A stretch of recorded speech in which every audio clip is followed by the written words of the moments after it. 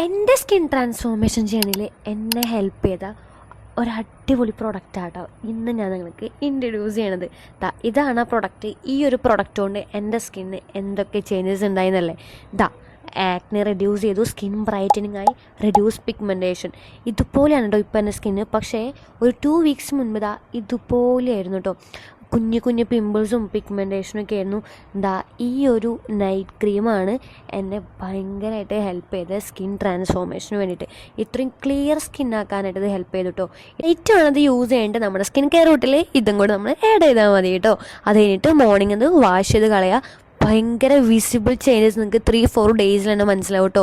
Continuously ഇത് use ചെയ്യുന്നുണ്ടെങ്കിൽ നല്ല രീതിയിലുള്ള ചേഞ്ചസും നിങ്ങൾക്ക് തന്നെ വിസിബിൾ ആവും കേട്ടോ.